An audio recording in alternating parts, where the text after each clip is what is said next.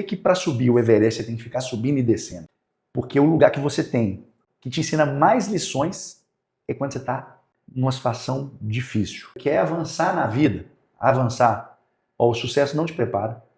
Esquece. Se você tiver só sucesso, vai com cuidado. Porque o que te prepara mesmo, o que engrossa seu caldo, para a hora que Deus te entregar uma promessa, e você começar a viver uma promessa de Deus, é você ter consciência do que é estar no outro lado da moeda. Pessoal, estamos aqui hoje com o Warley Andrade. Ele é cristão, ele é casado com a Fernanda, pai de 2 filhos lindos, Lucas e Lorenzo. Isso. Tem uma anotação aqui curiosa que eu vou fazer sobre o Lorenzo aqui, uma pergunta. Empresário, dono da imobiliária Andrade, sócio da marca Lepur, moda masculina. Faltou alguma empresa aqui? Isso. Eu tenho uma empresa de comercialização de dólar. Essa eu não sabia. Tá vendo? Ele é Ironman, ultramaratonista, 57 km e 75 km solo. Me corrija se estiver faltando alguma coisa. Tá faltando 100 de corrida. Tá faltando 100 de corrida.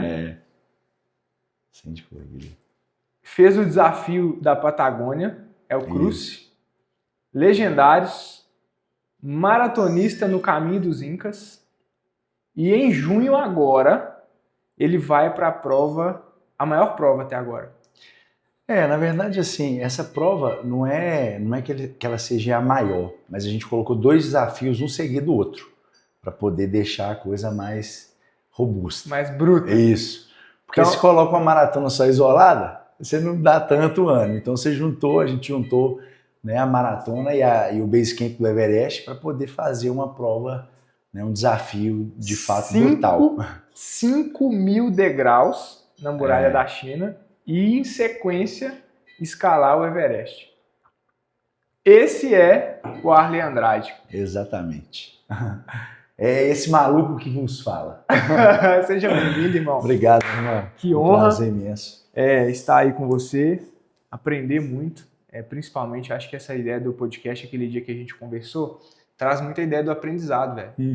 E quando eu vi seu Instagram, eu inclusive vi um comentário em uma das publicações que seu estilo de vida inspira muito, velho.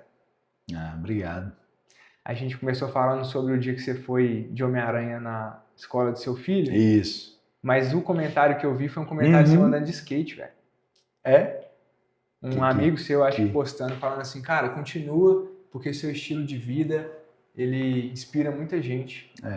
E eu vi o seu Instagram e falei, cara, o Warley é um cara que eu vou analisar o Instagram dele, várias coisas intencionais eu vou copiar para fazer com meu filho, para fazer com a minha família. Legal. Massa demais. Eu vi uma medalha sua no Ironman e um Iron Kids. Iron Kids.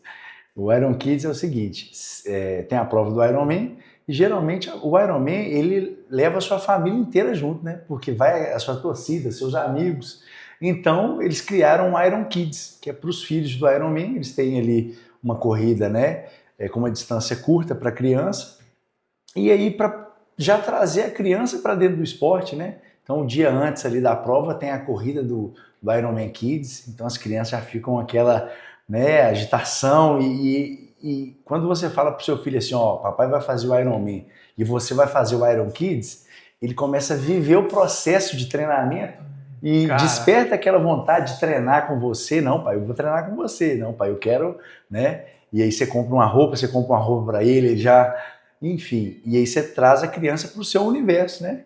Porque o Ironman, ele é muito sozinho. O treino, ele é muito só, né? Um treino muito solitário, porque as distâncias são muito grandes. Então, até para você treinar isso, não é tão comum a gente encontrar, né, pessoas para poder fazer parte ali do seu cotidiano de treino. Então é um treino que não é qualquer maluco que topa, né? Exatamente. Ou o cara tá nesse ciclo específico do Ironman, ou então é muito difícil alguém, né, se ligar para um amigo e falar, vamos pedalar hoje 180 e correr 10? Como é que é alguém... né? E aí, vamos pedalar hoje 180 e correr 10? Vamos, não tem jeito. Então acaba sendo muito sozinho, né? Um período de treino você fica muito sozinho. Então, quando você traz o seu filho, né, eles criaram essa prova, o Iron Kids, ele traz ali a família para esse universo e é muito legal mesmo.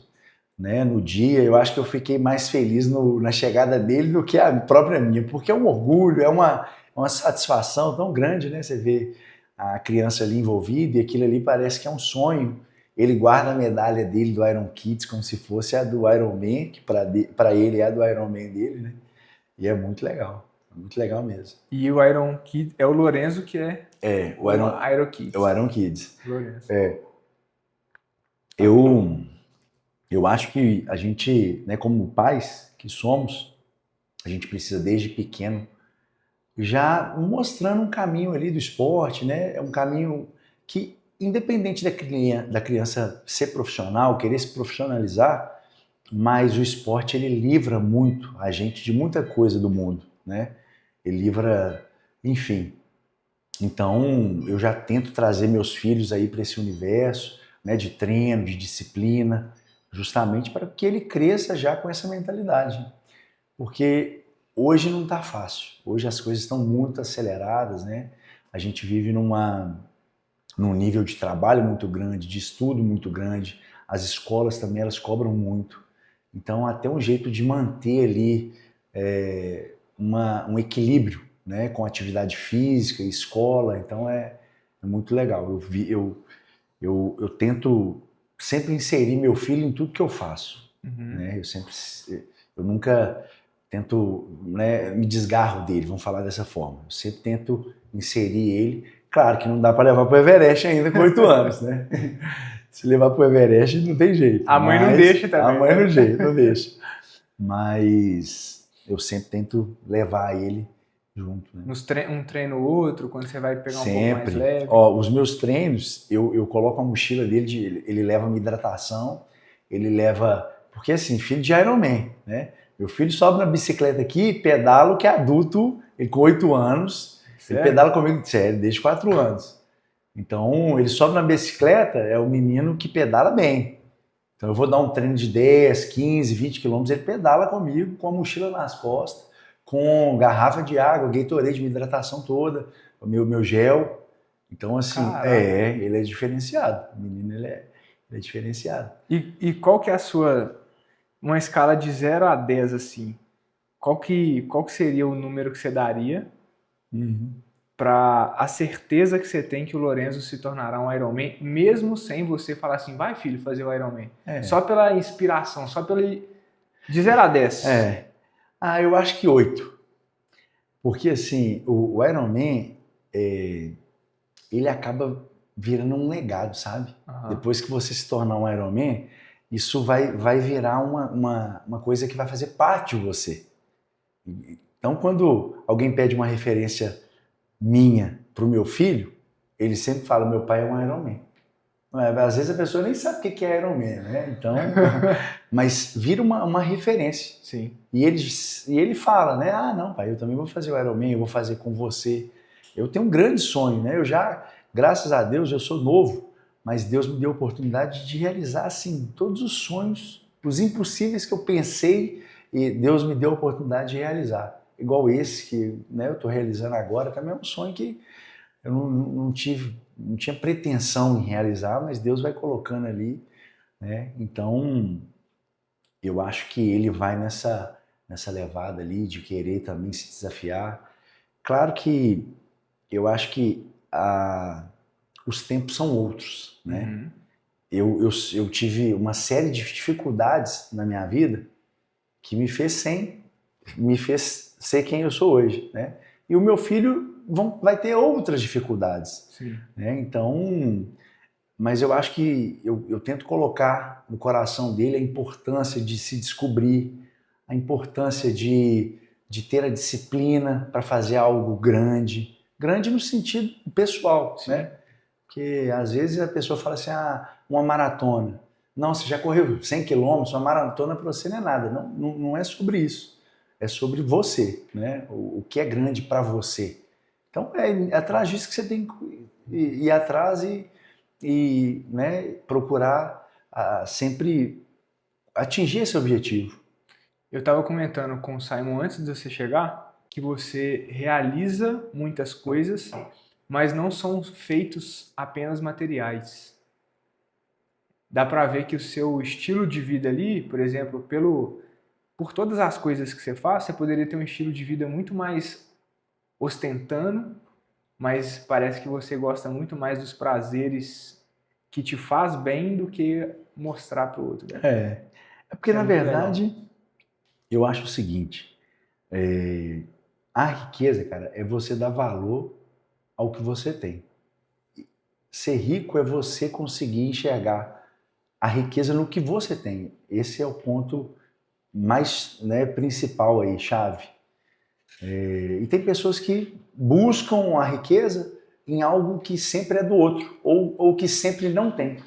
Né? Eles sempre, ai meu Deus, eu só vou ser rico se eu comprar um carro igual daquele cara. Eu só vou ser rico se eu tiver um relógio igual daquele cara. Então, pessoas que buscam a riqueza nas coisas do outro, às vezes, materialmente, ela pode ser que ela consiga, mas ela nunca vai ser rica de verdade. Né? E rica de verdade é ser rica do que o dinheiro não pode comprar. O que o dinheiro não pode comprar? Isso que é riqueza. Porque o que é material, o dinheiro pode comprar. Então, né? Agora, satisfação, eu faço um exemplo, né? Eu sou acrobata, né? Gosto de Imagina um homem de 2 metros, e meio virando um mortal. Então eu gosto de várias coisas assim, e tudo muito diferente. Eu acho que eu enjoo. Na minha vida eu meio que enjoei, porque eu sou muito dedicado. Então, por exemplo, eu vou jogar tênis. Eu entro na aula, eu faço um ano direto, eu fico bom, mas chega num nível ali que eu já deu para mim. Aí eu mudo de esporte. Uhum. Então acho que eu fiz isso a vida inteira. Então eu olho para trás assim, eu sei fazer um pouquinho de tudo, um pouquinho de qualquer coisa. Mas faço bem, porque eu sempre, quando eu entro, né, para me poder começar um esporte, uma atividade diferente, eu sempre me comprometo. Né? Eu tento me dedicar e aí faço com que as coisas vão evoluindo. Eu vi que você anda até de skate, então, cara. Ando de skate, ando de patins, né? Olha para você ver como que as coisas, a gente tem que sempre dar valor. E buscar a felicidade no que Deus te entrega, né? Eu andei de skate minha vida inteira, e patins, bicicleta, sempre gostei muito. E eu saía de longe, saía aqui da região da Pampulha, para ir numa pista de skate lá no Barreiro, longe, né? E às vezes ia lá, dava uma voltinha de meia hora e tal, já tinha que voltar porque já tinha outros compromissos. E eu sempre, quando eu chegava, eu sempre falava assim, oh Deus, não, você podia tanto dar uma pista perto da minha casa. Eu cresci falando isso, Senhor. Você podia tanto me dar uma pistinha de skate perto. Uma boa, né? Uma pistinha aqui boa. Na Pampulha nunca teve. E não precisava ser nada assim grandioso. Vamos falar assim, um palquinho, uma mini ramp para quem anda de skate, sabe? Né? Um corrimão, nada demais. E o chão bom, né? E um chão bom, e um chão lisinho. Nada demais. E eu sempre pedia isso. Sempre que eu chegava na praça, eu falava, nossa. E eu vi os meninos andando que moravam perto. Eu falava, nossa, os caras ficam muito melhor do que eu, rapidinho. Claro, né? Quintal de casa. No quintal de casa, eu ia só no final de semana.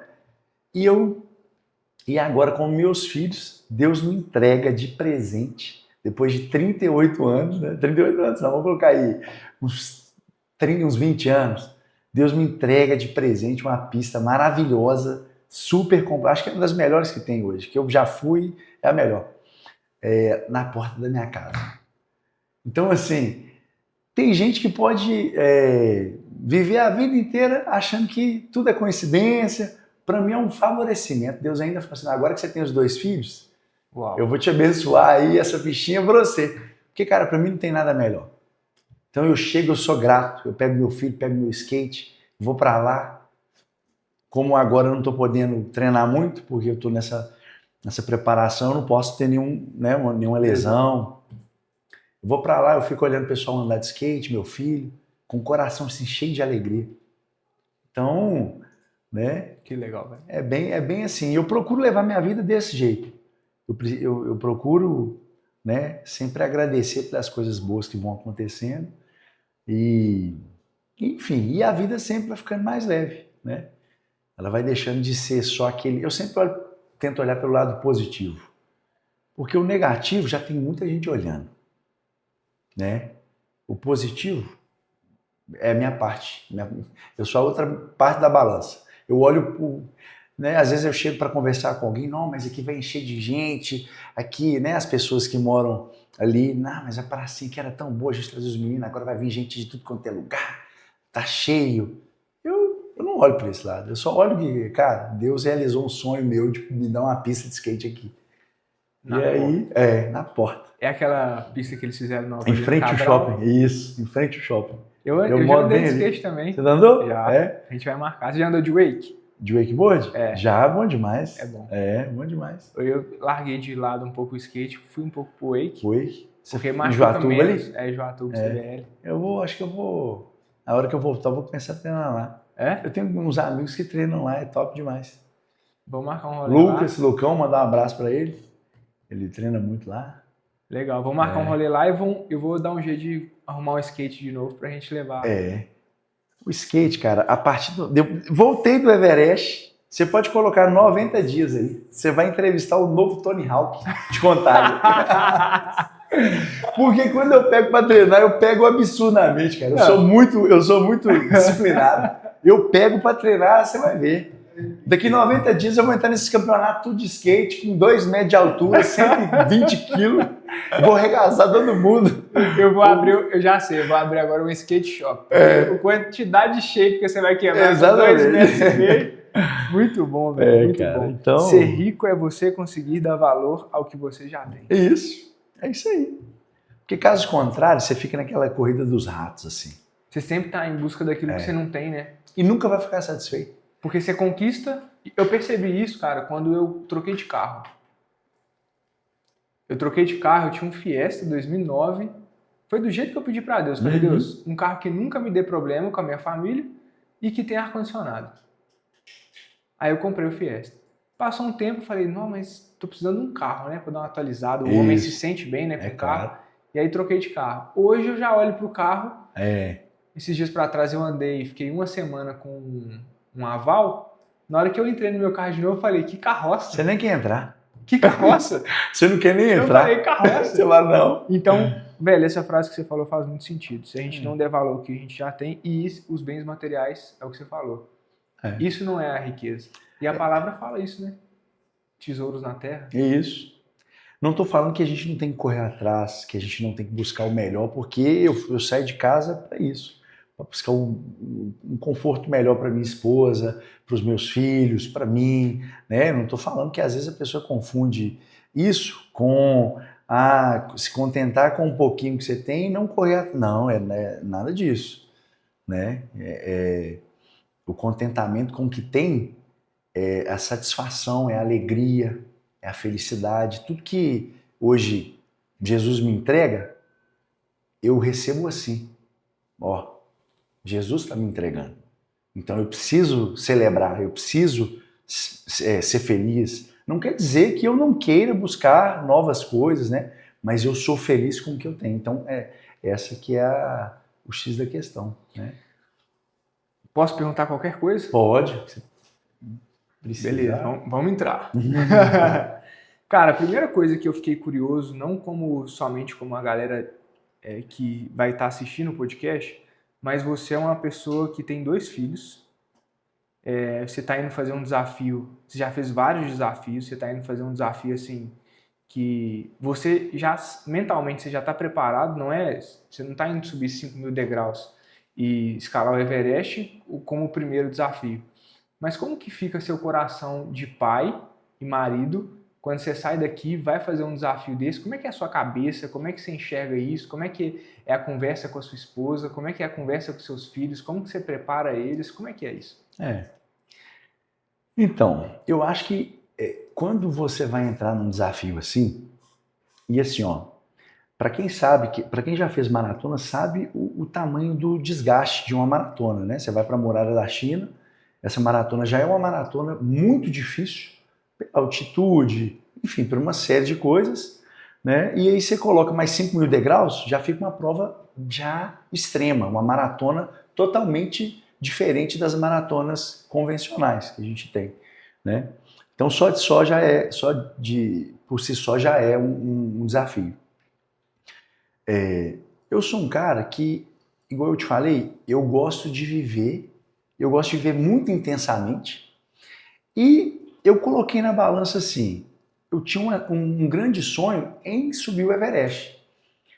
Só que subir o Everest e bater lá no pico, hoje, para mim, são várias questões que para mim é difícil almejar hoje bater no pico do Everest. Então nós vamos no campo base, que é, a montanha ela tem 8.000 metros, mais ou menos, e a gente vai ali a 6.000 metros. Então a gente chega ali, né, a uma distância ali de 2 para o pico, né? Tem vários motivos de não bater nesse pico até o final. Primeiro é um seguro muito caro, né? Em média aí de $20.000, para sair de onde eu vou até cravar a bandeira lá em cima. Então só disso você já começa, né? Eu gosto do Everest, eu tinha um sonho de conhecê-lo, mas eu não tenho tanto, né? Não é esse sonho assim. Até brinco com um amigo meu que falei, cara, se a gente chegar lá, pode ser que isso mude. Porque pode ser que eu chegue lá e fale assim, cara, vai valer a pena investir muito mais para me poder chegar lá em cima. Legal. Ou pode ser que já me basta até onde eu vou. Sim. Né? Então tem né? A gente vai por 10 dias, de 10 a 14 dias, que é o percurso que a gente vai fazer no Everest. A gente vai tentar fazer ele em 10. Por quê? E assim, a gente tem muita fé, né? Porque para tudo dar certo, nós já compramos as passagens de ida e de volta.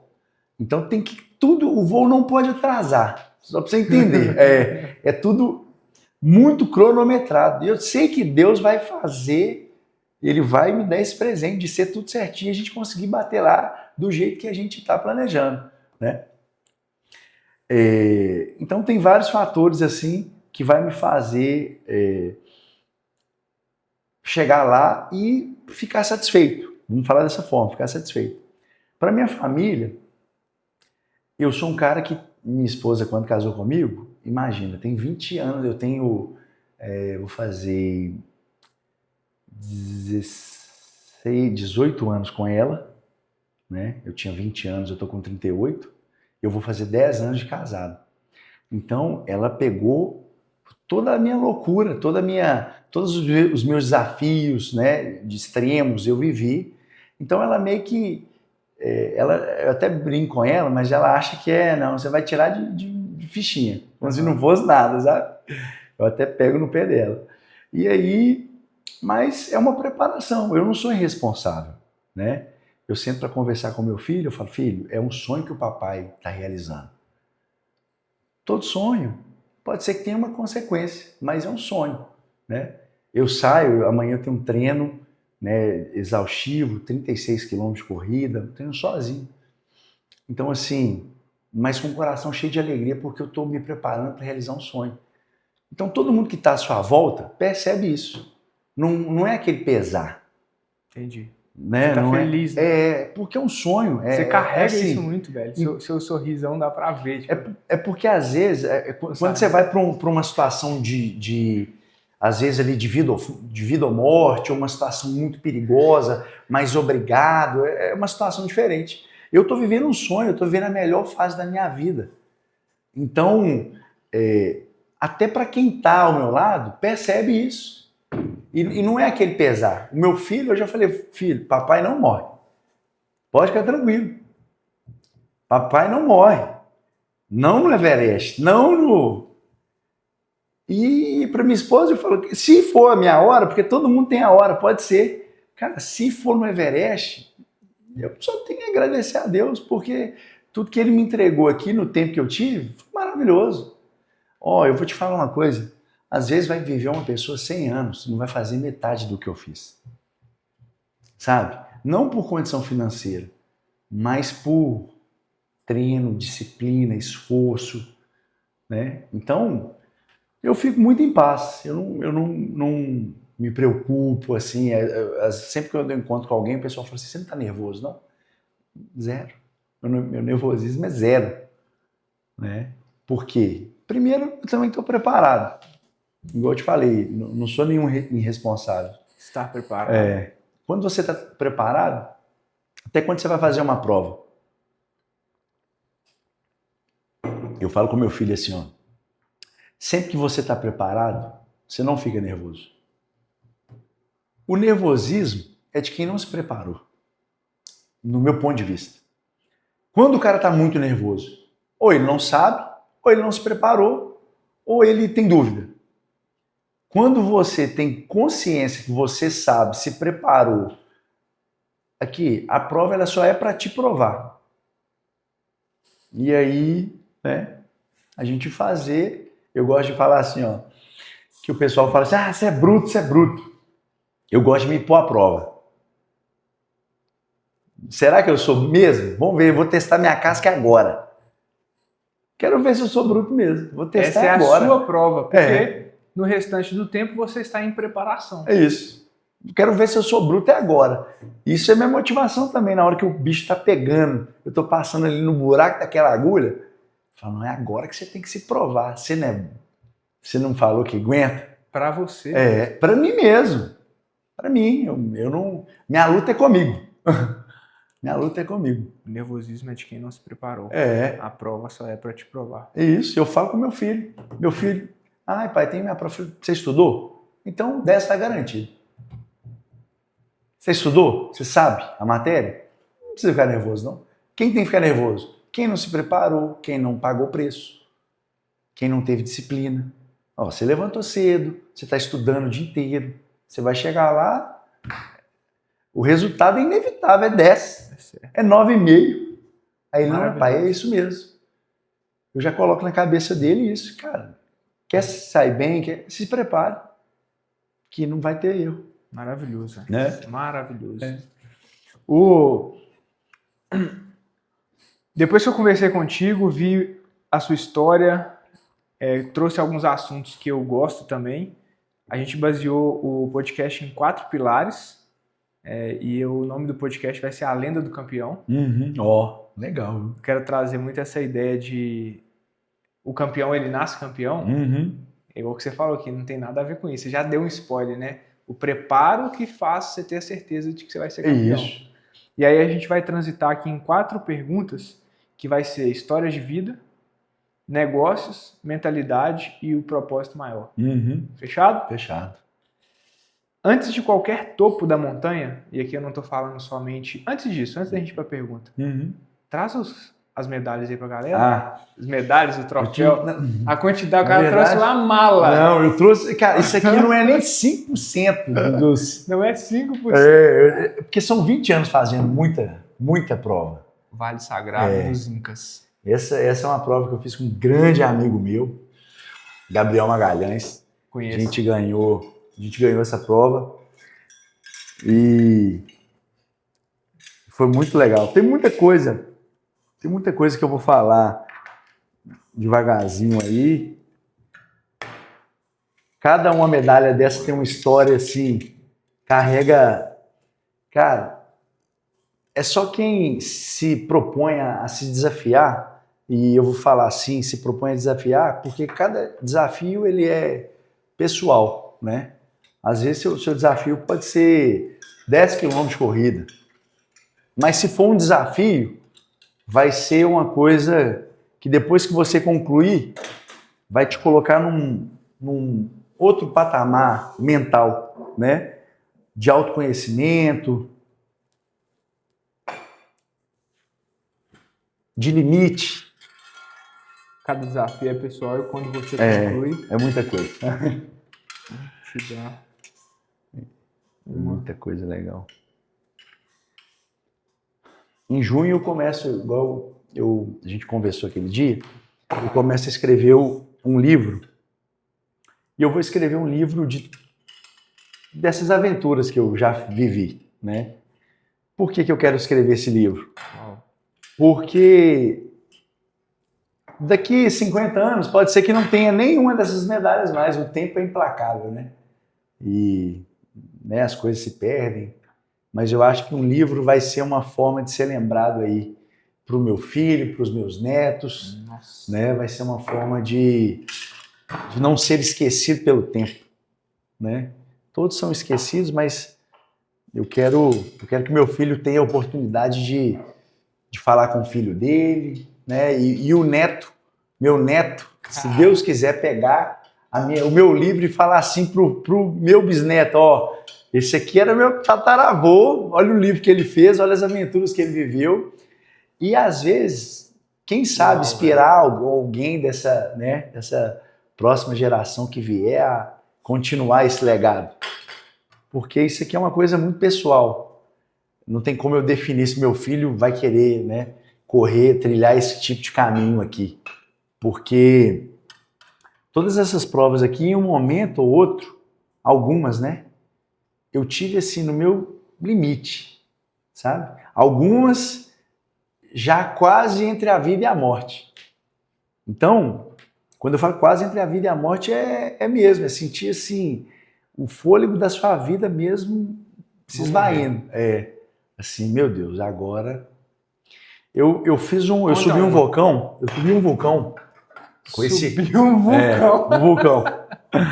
Com um amigo meu, com um grande amigo meu, Gabriel Magalhães, e com alguns outros amigos, Maurício, e esse vulcão chama Licancabu. Quem não conheceu, esse vulcão está na Bolívia, 6.000 e poucos metros. Licancabu. É.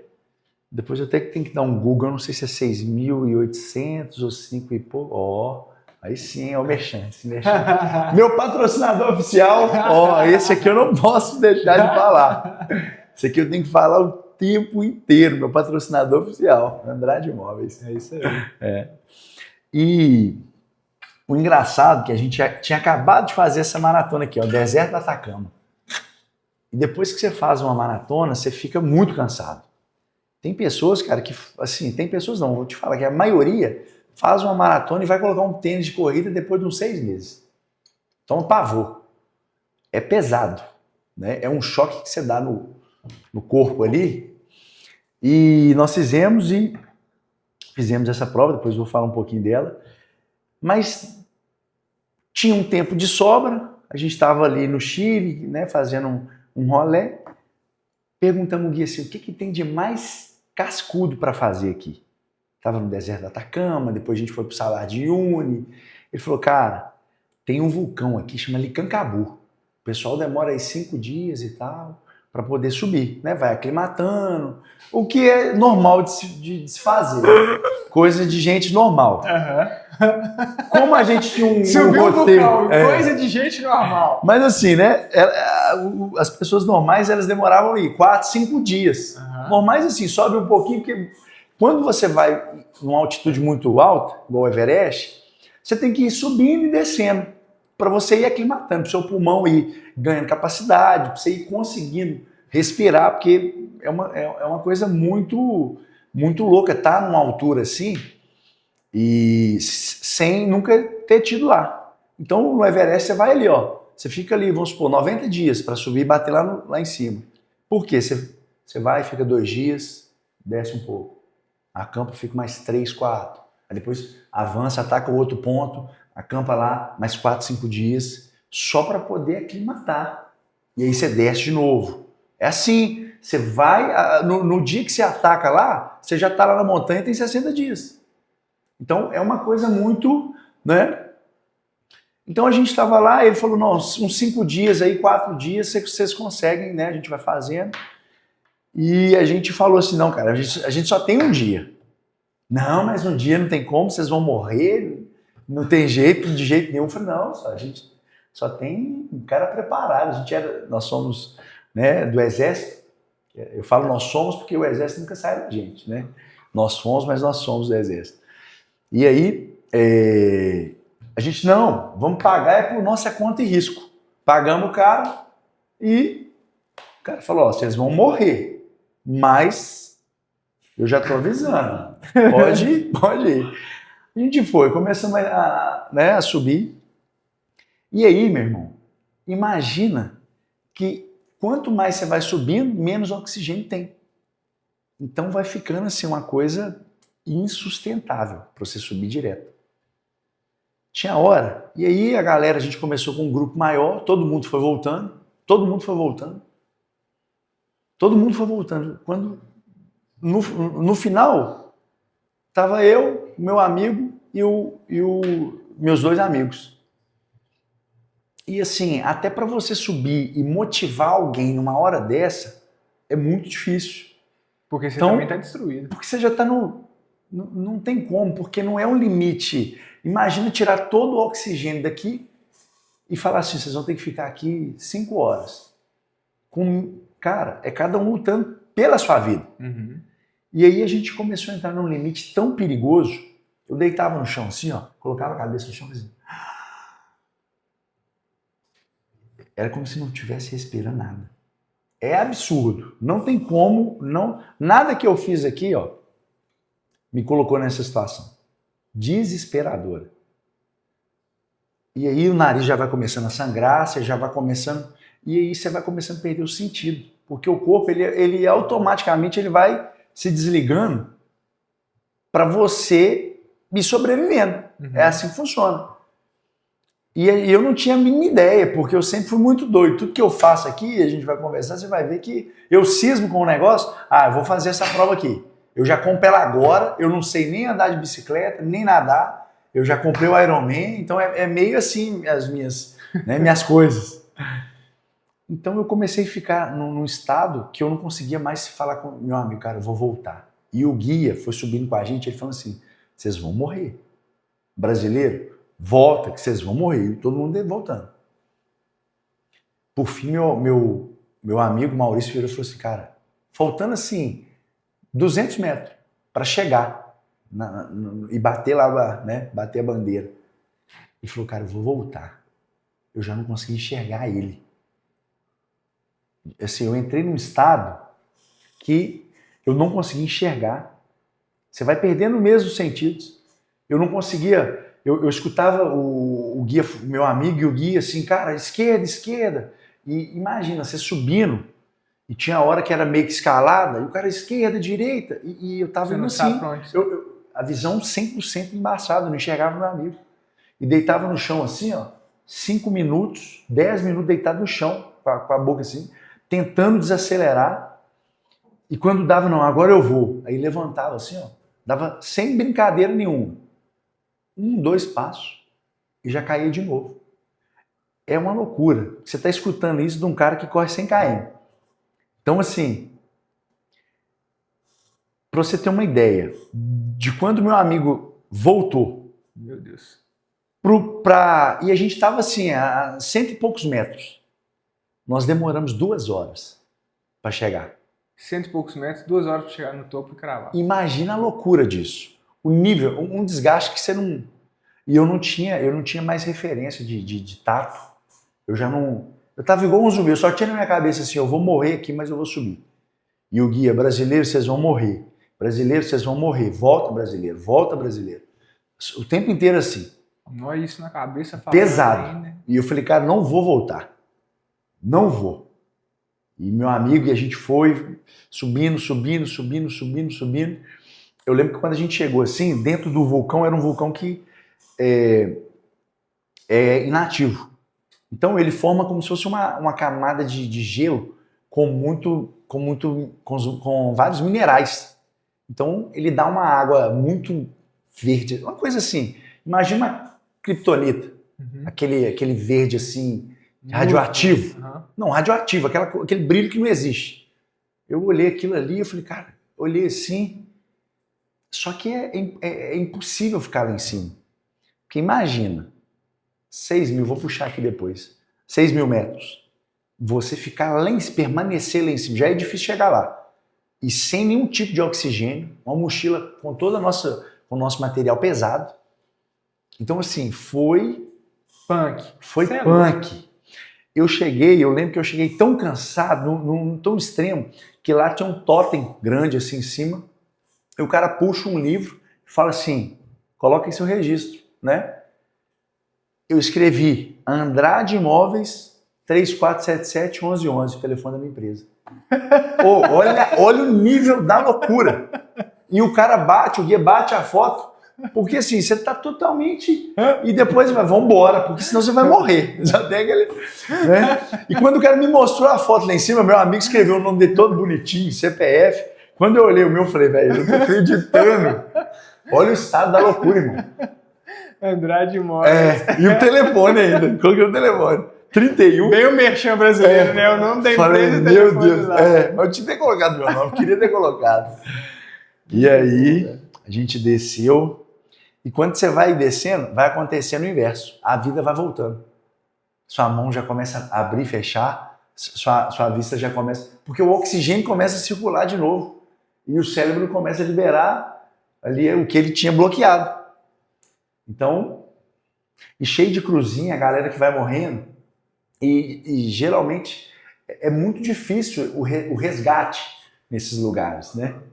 Então, assim, muita cruzinha, e nisso, numa situação de perigo, isso vai deixando, né, seu psicológico mais debilitado ainda. A gente não imagina, mas esses dias pra trás teve um caso muito famoso no Instagram, né, de uma menina que caiu num algo semelhante a isso, um desafio, tipo, subindo, escalando, caiu, ficou lá, helicóptero, ninguém conseguia resgatar, porque neblina e tal.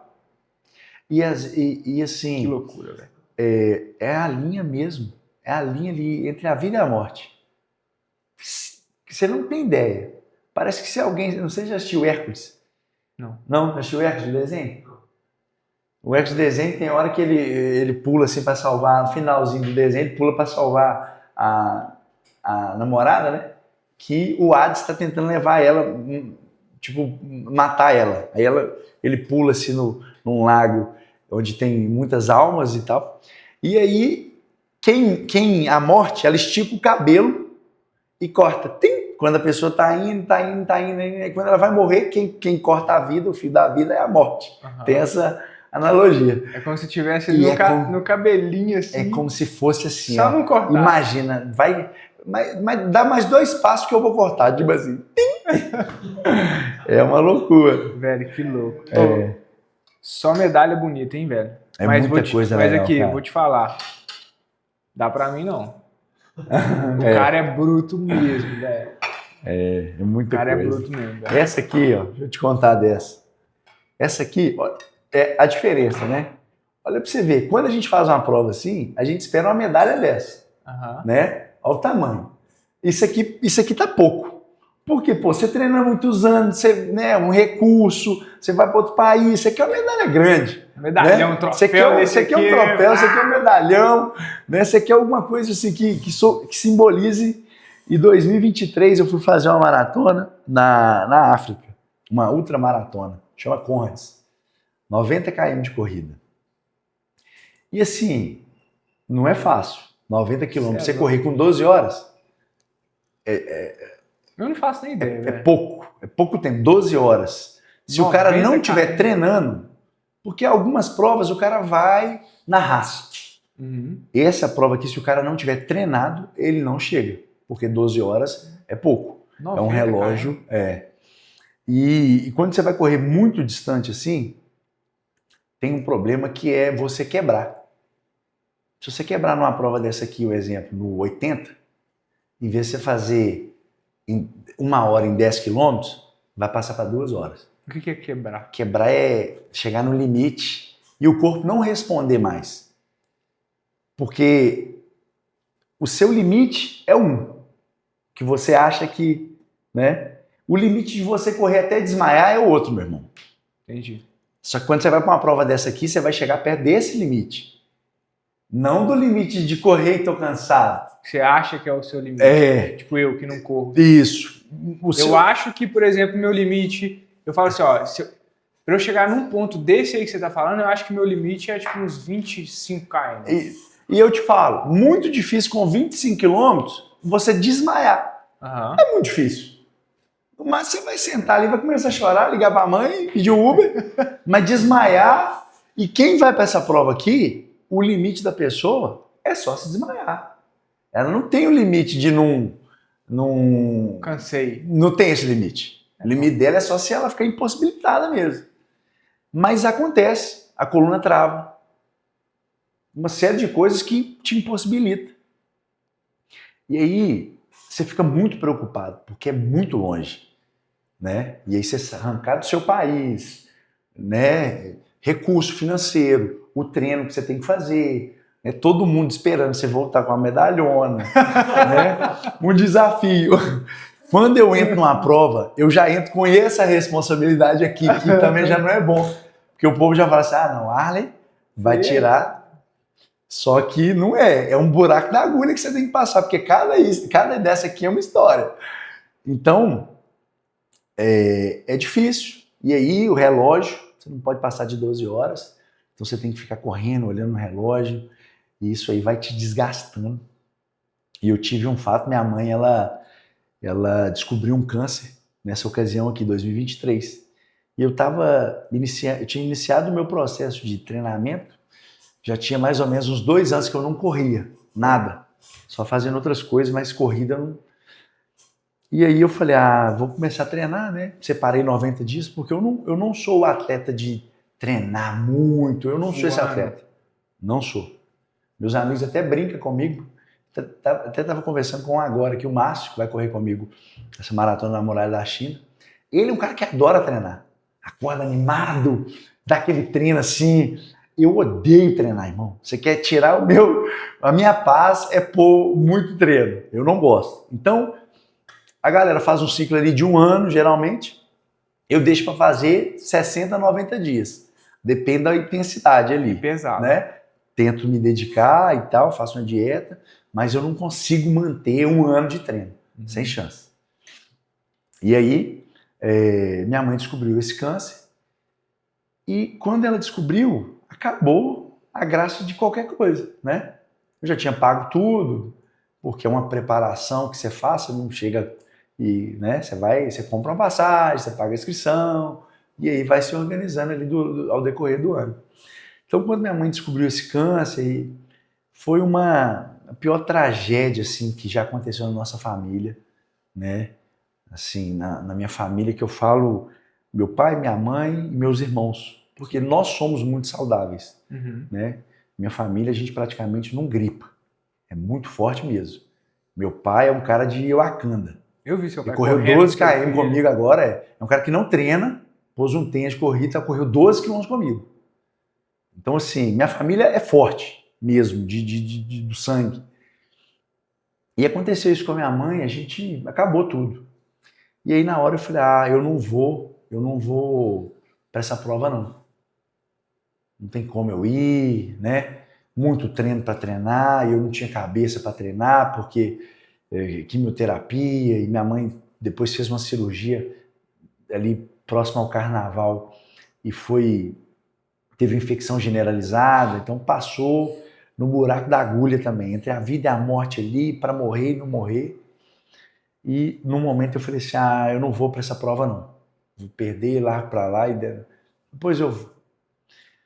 Só que ao decorrer da minha vida inteira, eu construí uma personalidade de não desistir. Nunca. Nunca desistir. Nunca. De nada. Então eu construí isso. Independente do desafio, a gente não é obrigado a se desafiar.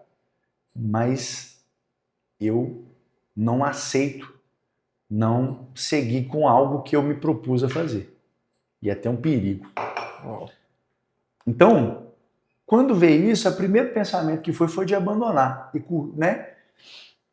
E eu entrei e deixei 30 dias passar, praticamente aí, sem treinar, né, com muito problema, e aí a empresa já não tem sentido, o casamento não tem sentido, nada faz sentido se sua mãe tiver ali numa situação dessa. Você perde totalmente a referência né, você já não tem motivação. Às vezes a gente fazia venda na empresa e tal, não vou fazer contrato.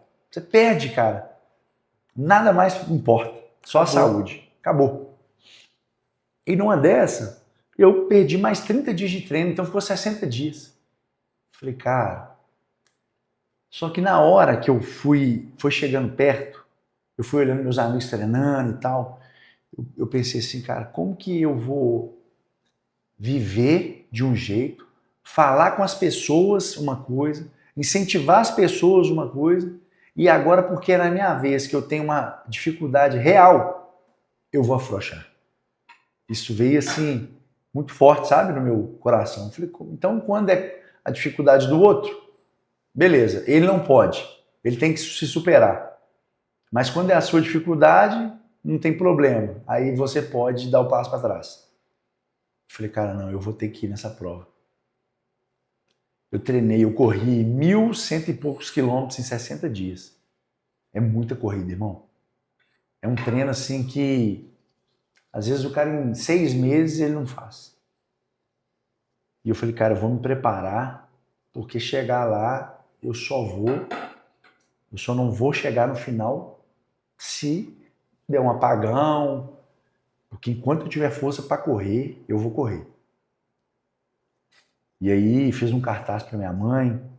E quando você tem um propósito, foi a primeira vez que eu tive um propósito tão forte.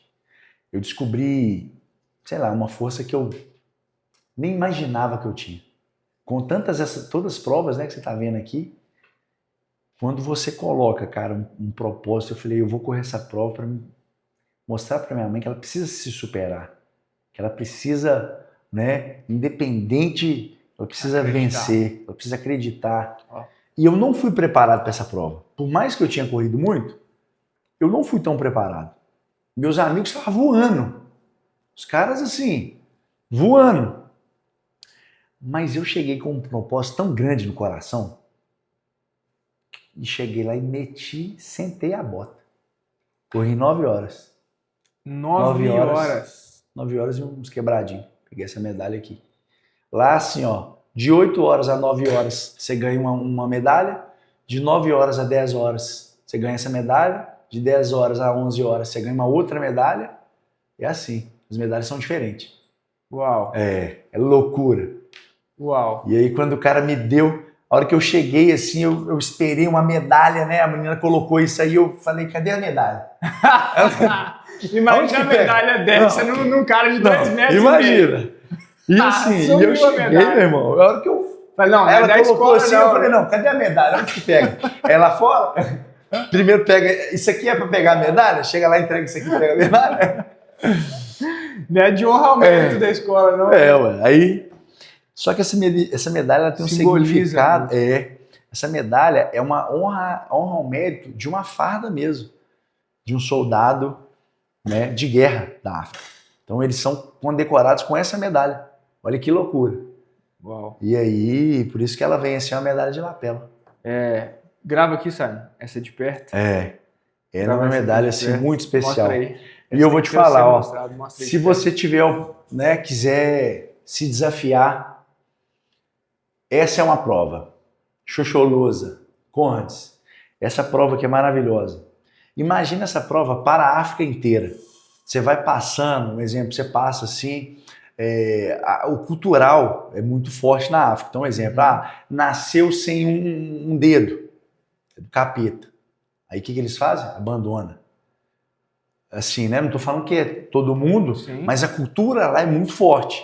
Então, assim, você vai correndo, orfanato só de doença, um exemplo, de pele, albinismo, né? Quando a criança nasce muito branca, albino, quando nasce. Albinismo não, albino, quando ela nasce, aí eles abandonam, acho que aquilo ali tem tipo, alguma coisa com o demônio, nasceu branco, aí você vai correndo, você vai passando dentro desses orfanatos, tudo, é uma loucura, Uau. E assim, é um dos países que eu mais me surpreendi na vida. A África é a coisa mais linda do mundo. Quem é Miami, cara, não tem condição, não. A África, o sul da África, onde eu conheci, né, não tem lugar mais top não, desenvolvido, assim, maravilhoso. É uma dica aí de viagem, vocês vão lá fazer e já conhecem. Vocês vão lá fazer, vão lá pegar essa medalhinha. Agora para trabalhar na garra vai ter que fazer 90 km de corrida. Você vai lá, você já conhece. Muito top, velho. Tem muita... Incrível. Tem muita deixa eu história. pegar uma cena aqui, Simon, presta o celular, deixa eu pegar uma cena aqui. Dele aqui, com essas medalhas, cara. Caraca. Isso aqui eu vou falar dela, é judiadinha, mas eu vou te contar, tá? Isso aqui também deu trabalho. Conta aí essa aí. Essa aqui, cara, Maresias Bertioga. Deixa eu abrir aqui, né? Vou abrir aqui para poder. Olha quem está na minha frente hoje. Ó. Olha isso aqui. Segura. 42. Patagônia. Ironman no gelo, esse aqui pesado. Ironman no gelo, Ironman completo. Meio Iron diz ele que não faz as coisas pela metade. Isso aqui foi esse aí é descanso. Você foi descanso, porque tava meio quebrado. Isso. O joelho, 100 de corrida. km. 100 no gelo. 100 km no gelo. Ah, muita coisa. Essa maratona aqui é a mais gelada do mundo. No gelo, top também. Essa aqui é a natação mais... Essa é aquela 15 km. É. Essa aí eu vou te contar um negócio. 15 km de natação. Aqui, ó. 15 anos. Essa prova aqui, meu irmão, vou falar dela depois. Fala dessa Conta aqui. um aí. Conta. Essa prova aqui, ó. Maresias Bertioga. Eu vou deixar um recado. Porque tem muita gente que corre ultramaratona, acima de 50 quilômetros, já é ultramaratona e tal.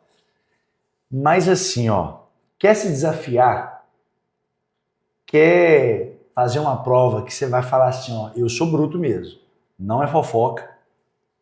Essa prova aqui, ó. Maresias Bertioga, 75 quilômetros de corrida na areia. Na areia. Na areia.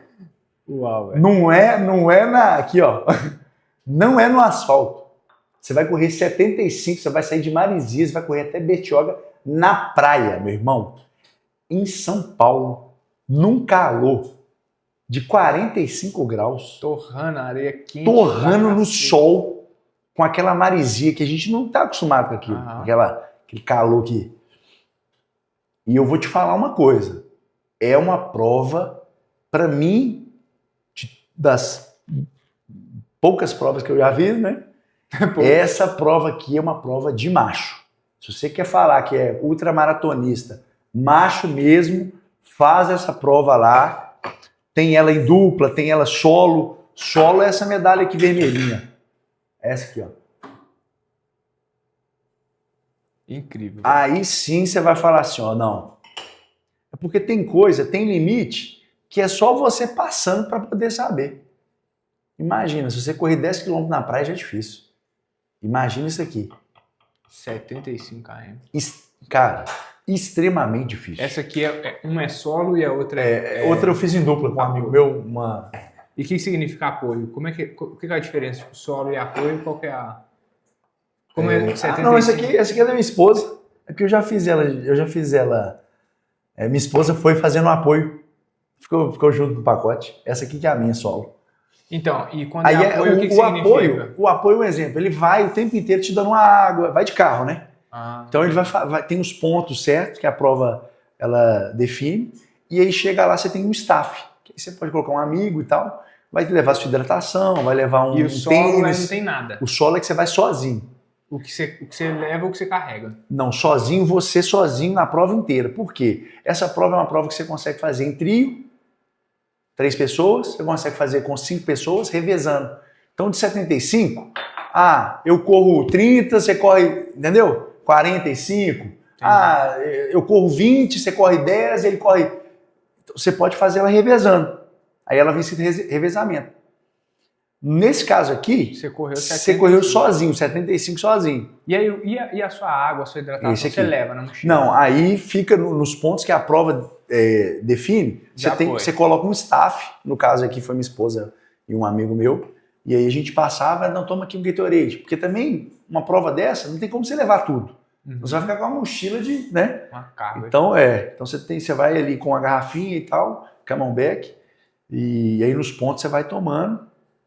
E é uma prova, assim, muito, muito top, uma prova barata, uma prova aqui no Brasil, então, né, uma prova que você consegue fazer, maravilhosa. O litoral de São Paulo, ele é, assim, maravilhoso, então uma prova linda. Sensacional. Né? Sensacional. Aí, ó. Seu patrocinador oficial. Meu patrocinador oficial, a gente não pode deixar de falar dessa empresa aqui de 30 anos, ó, que vende sonho, que trata você com um cuidado de como se estivesse fazendo o seu negócio para a gente mesmo. Então, todo o processo que eu vendo, todo imóvel que eu vendo lá, cara, eu compro com cuidado quando eu compro os meus imóveis. Todos. Todo mundo que trabalha comigo sabe, qualquer compra lá é milimetricamente, né, pensada e estruturada para que a pessoa compre um sonho mesmo. Porque quando você compra um imóvel, você fica entre o céu e o inferno. O céu se der certo, o inferno se der errado. Porque você já comprou e você... Cara, e assim, eu não vendo imóvel para a pessoa, eu vendo a casa que ela vai morar com a família, com os filhos, a área gourmet que ela vai fazer uma festa de final de semana, uma confraternização, vendo isso. É o sonho que a pessoa entra, quando ela entra ali, ela já começa a desenhar. E essa frustração, não existe nada pior. Então, assim, a gente... uma roupa você dá para os outros, joga fora. Um carro você até troca, mas uma casa parcela uma vida, né? Ainda mais o brasileiro tem muito disso, né? O sonho do brasileiro é ter uma casa própria. É ter uma casa própria. Isso é muito enraizado. E quando você vende um imóvel de uma pessoa também, cara, imagina que a pessoa que está vendendo esse imóvel, ela está deixando de lado a história da vida dela inteira, porque às vezes ela viveu 20 anos, 30 anos numa casa, criou os filhos, né? É uma empresa muito conceitual. Muito, cara, graças a Deus, 29 anos. 29 anos. Eu tenho 19 anos que eu faço a mesma coisa todos os dias. Levanto de casa, eu adoro minha profissão, eu amo. Eu amo minha profissão. Às vezes a pessoa está empurrada e eu penso assim, cara, como deve ser ruim uma pessoa acordar todos os dias e fazer pelo dinheiro e não fazer por amor. Como deve ser ruim, irmão? Porque assim, eu amo minha profissão. Eu saio de casa... Veio do seu pai? Veio do meu pai. Meu pai fundou essa empresa e um cara assim, um mestre brilhante. E hoje, né, já, graças a Deus, Deus deu uma condição para ele de já não precisar trabalhar. Eu assumi essa empresa alguns anos atrás e, né, abrimos uma outra. Enfim, a gente tem uma consultora também, né? Vou contar depois um pouquinho mais essa parte empresarial, mas eu acho que amor, o que você tem que fazer? O que você amar. Quando meu filho estiver grande, ele fala, meu pai, o que eu vou? Porque ele sempre vai querer uma orientação. E eu penso assim, cara, você precisa amar o que você faz. Quer um jeito de você fazer bem feito? Você precisa amar. Eu não estou falando que é flores, né? Que é todos os dias são dias maravilhosos. Eu não estou falando que não tem desafio. Tipo aqui, velho. Eu não estou falando, exatamente. Mas eu escolhi minha profissão, né? Então, e eu agradeço a Deus todos os dias. Tudo que essa profissão me proporciona, me proporcionou e me proporciona. Eu vou te falar, eu falo muito com a minha equipe. O melhor lugar para se estar no fundo do poço é na corretagem de imóveis. Que às vezes o cara ele quebra na emenda, ele vai para o fundo do poço, ele tem que vender carro, tem que vender. A melhor profissão para você estar quebrado e pegar o jogo e virar o jogo inteiro, para mim, no meu ponto de vista, se chama corretor de imóveis. Explica mais, você consegue assim, de uma maneira, claro, se você tiver dedicação, seriedade, aprender a fazer o trabalho, né, bem feito. Eu tive num momento, logo depois do meu casamento, muito difícil financeiramente, porque fiz muitas más escolhas. Todo momento que a gente tem na nossa vida é reflexo das escolhas que a gente faz. E é ponto final. Qualquer coisa diferente disso aí é você querendo ou culpar alguém ou dar desculpa para você mesmo. Então, todos os momentos que você se encontra, você definiu ele com as suas escolhas. E a gente faz a escolha certa e a escolha errada. Em determinado tempo, eu fiz algumas escolhas erradas. Por que escolhas erradas? Porque às vezes você projeta um crescimento na sua cabeça que às vezes não está na hora. Então fica só no projeto, aonde o pai atola a carroça. Então, a ambição vai na frente. Você acha que você já está, agora ficou show, eu não tenho mais problema. Dominei entendi então, o negócio. Tô com a bola no pé, né? E aí, e também situações vão acontecendo, o mercado imobiliário ele é afetado por muitas áreas. Muda o governo, muda a taxa de juros, afeta seu mercado. Uhum. A Caixa fecha o recurso, seu mercado é afetado. Tem muita coisa que não depende de você. Olha só que legal, uma frase que você falou lá e que eu anotei isso para os negócios. Ó. O topo é preparado para quem está disposto a subir e descer. Isso, exatamente. Subir e descer. Porque senão... Vai oscilar. Não vai oscilar. Quem dera se fosse só... né? Só lá para cima. E às vezes, eu precisando fazer grana. Porque quando você está apertado, conversa não paga seu boleto. Dó de ninguém paga seu boleto. Lamentação não paga seu boleto. É grana. Você precisa trabalhar. Então, eu chegava na empresa, tinha o meu croquis de trabalho, cara. Eu preciso dar 100 ligações, é 100 ligações. Eu não saio se eu não fizer. Eu preciso mostrar 20 imóveis. Porque é assim, com estratégia, que você consegue romper uma barreira. Se de fato você quer ter sucesso com um tempo determinado. E eu cheguei, cara, quase para os Estados Unidos, tive uma oportunidade grande fora e tal. Mas eu falei, cara, eu vou largar tudo que eu construí, uma profissão que eu sei fazer, sou reconhecido. Porque é difícil você saber ser reconhecido, são duas montanhas de... Então eu sou um cara reconhecido no meu mercado. As pessoas me procuram, eu sou bem indicado. Né? Referência, né? Eu falei, cara, eu vou largar isso tudo. E aí sempre vem no meu coração não desistir. Sempre vem. Princípios. Porque se... Eu penso o seguinte, se agora que eu estou num momento que eu preciso me provar, quando você precisa se provar? Na dificuldade. Você só se prova na dificuldade. Você só mostra o seu propósito na dificuldade. Porque quando você está com o mercado favorável, você não está se provando, não. Que motivo? Você está com dinheiro, seu mercado vai bem. Você precisa de motivação para isso, não? Você acorda motivado. Você está com dinheiro, sua motivação está lá em cima. Agora, você prova a sua vontade mesmo numa situação de adversidade. Sem dinheiro, um mercado, mudança de governo sem perspectiva, você fala, não, eu preciso perseverar, porque é a regra que eu criei para mim. Eu acho que o ser humano ele tinha que criar as regras dele para ele não ficar se desviando. Eu sempre, tudo que eu faço, eu coloco as minhas regras para mim não me desviar, independente da condição que eu me deparar. Eu sempre faço assim. Eu tenho uma meta de comprar imóveis até 40 anos. É uma meta que eu não me desvio.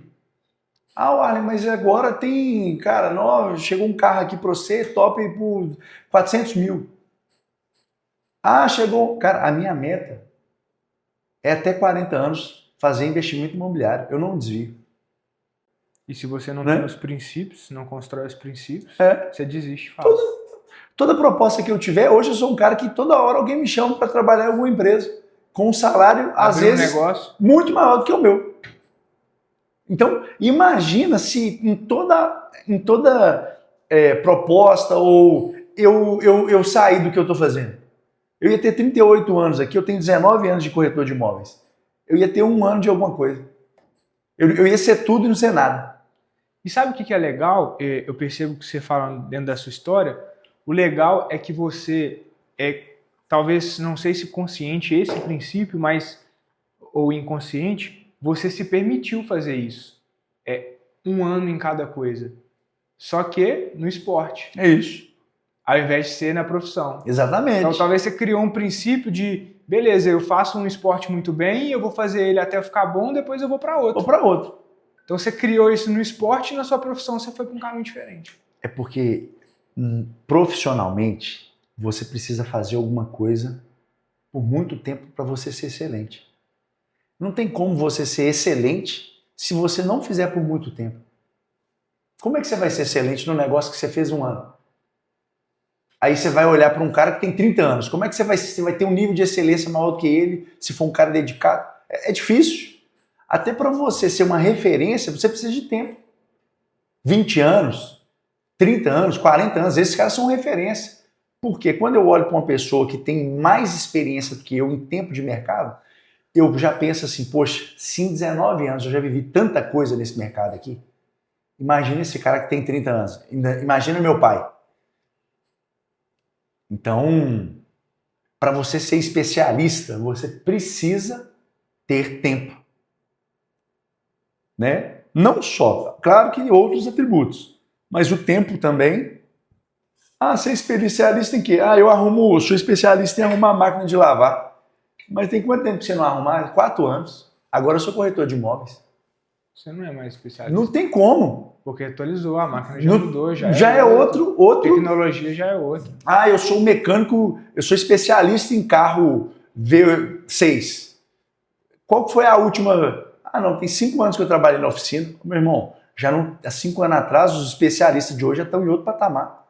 A tecnologia mudou, o sistema já é outro. Então, se você pensar em querer ser um especialista, cara, você tem que ter anos de caminhada, bagagem, ver muita coisa de mercado, ver mudanças, né, altos e baixos.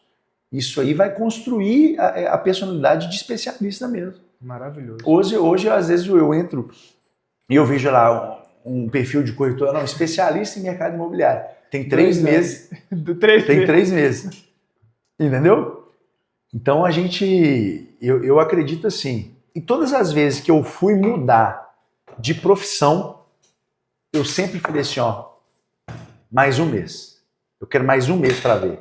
Porque se eu sei fazer, se eu sou bom, igual eu falo que eu sou, falo para mim, tá? Não fico falando para ninguém, mas eu me acho um cara bom no que eu faço. Então, se eu sou bom do jeito que eu acho que eu sou, se eu for mudar, tem que ser por cima. Não porque eu tô numa condição desfavorável. Tipo assim, tá ruim, vou mudar. Não. Né? É tipo assim, tô estouradaço. Estourado, eu vou sair porque isso. Então, essa é a minha meta, né? Então, não saio. É fácil ter essa resiliência quando o recurso acabou, quando você não tem a grana para pagar o boleto, o funcionário, não é fácil, né? Mas aí entra nisso aqui, ó, se pôr à prova. Se pôr à prova. Cara, eu hoje não tenho medo de nada. Ah, mas e se o mercado ficar ruim, você quebrar, construir de novo. Ah, sim, de novo. Porque eu sei, meu irmão. É aquele negócio, o nervosismo, a insegurança, é para quem não se prepara. Então, independente da... Claro, só se Deus não quiser, aí eu não vou brigar. Sim. Mas na adversidade, que é comum para todo empresário, eu vou para cima. E é normalmente nessas horas que o jogo vira, né? É. Eu estou assim, muito novo para falar isso, ainda mais de empresa, mas eu percebo isso. Foi no... Assim, eu comecei a... Ainda vai ter altos e baixos, muitos altos e baixos para mim, mas eu comecei a, de fato, romper as pessoas me ver e me reconhecer quando, na verdade, eu estava mais assim... O que eu faço agora? Eu saio ou eu continuo? Uhum. E a galera começou a pedir conselho. Ah, João, como é que marca uma roupa? Você dá curso de ajuste? E como é que vende? E aí você começa a ver que aquelas coisas que são simples, você nem valoriza mais, os caras não sabem fazer. Isso. Você vai vendo o business, né? Por exemplo, eu lembro que a primeira vez que um cliente entrou na loja, ele falou assim, você tem a camisa algodão Pima? Eu tinha meses de loja. Eu falei, camisa algodão Prima? O que é isso? Que é isso, né? Aí eu entrei para dentro do estoque e comecei. Camisa algodão Prima. Prima de quem? Será que é prima de dessa? Qual camisa? Fica do lado. Aí eu vi lá uma etiquetinha. T-shirt Pima. Eu falei, deve ser essa aqui. Vou pegar as do tamanho dele e vou mostrar. Uhum. E, velho, é isso, é tempo. O cara que tem 1 mês, 2 meses, 3 meses, desistiu, vai trabalhar em outra coisa, ele não vai aprender tudo, não tem jeito. É o tempo. E esse cara que é assim, hoje 90% das pessoas são assim. Vai com o vento. O vento bateu aqui, aqui tá bom, vou pra cá. Isso é bíblico, hein? Vai bater aqui, vou pra cá. Não tem propósito mais, não tem mais, né? Pô, minha empresa eu faço pra minha vida, irmão. Olha pra você ver como que é o meu pensamento. Eu não faço por esse mês. Eu construo na minha empresa o meu sonho, irmão. É o meu sonho, não é se ela estiver bem financeiramente, eu tô com ela. Não, é meu sonho. Lá é minha energia, meu conhecimento, meu recurso. Eu aplico ali a realização de um sonho. Não é, eu vou fechar essa empresa porque esse mês tem 3 meses que eu não tô vendo lucro. Você tá louco? Tô fora, eu vou trabalhar dobrado. Tô desistindo do meu sonho porque você tá doido. Minha empresa, meu sonho. E quando você olha assim, tudo fica menor. Todo desafio fica menor. Quando é um sonho, fica menor. Fica muito mais fácil. O pau tá quebrando. Cara, se é seu sonho, tá mais fácil. Vai ser esse elefante gigante aí para quem é só a empresa dele. Ele pode fechar daqui a 60 dias. Eu não, eu vou fechar enquanto eu estiver vivo, no meu coração, só se Deus não quiser. Cara, meu sonho é minha empresa aberta. Enquanto eu estiver vivo. Maravilhoso. Depois que eu me for, já não... Né? Mas enquanto eu estiver vivo, é meu sonho. Meu nome. Quando a gente fala de um topo da montanha, não necessariamente no desafio, mas engraçado essa pergunta, porque você já subiu várias montanhas, né? Mas eu falo assim, na vida como geral. Topo de montanha, eu falo um desafio. Antes de qualquer topo da montanha, existe o vale. Uhum. Eu acho que uma pessoa, ela só tem como ela chegar no topo, seja financeiramente, de empresa, de sucesso, de resultado.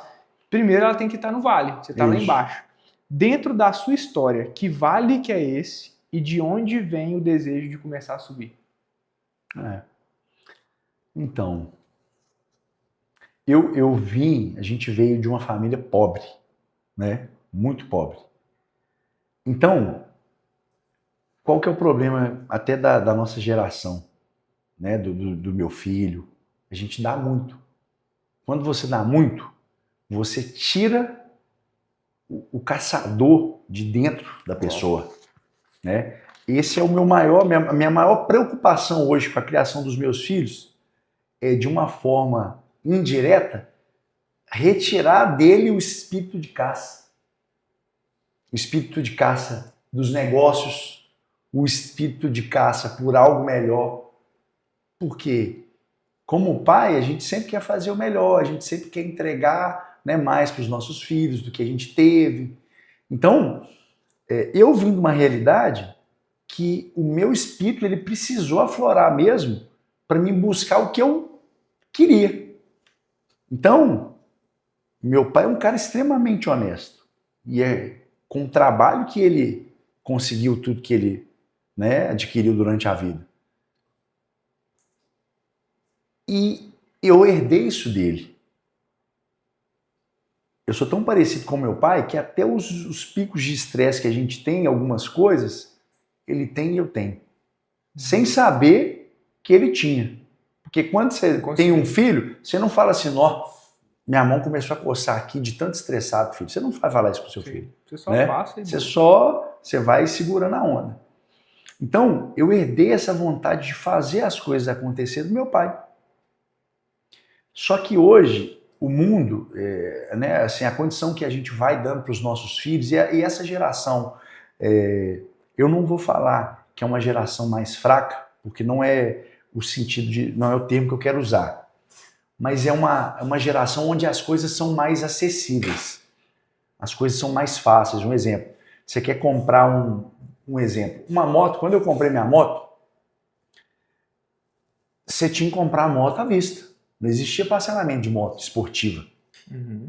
Então, olha para você ver como que era difícil. Eu tô te falando que é uma coisa que, né, moto 1000 cilindradas, você comprava à vista, não tinha financiamento. Porque se o cara morresse, a taxa de morte era muito alta.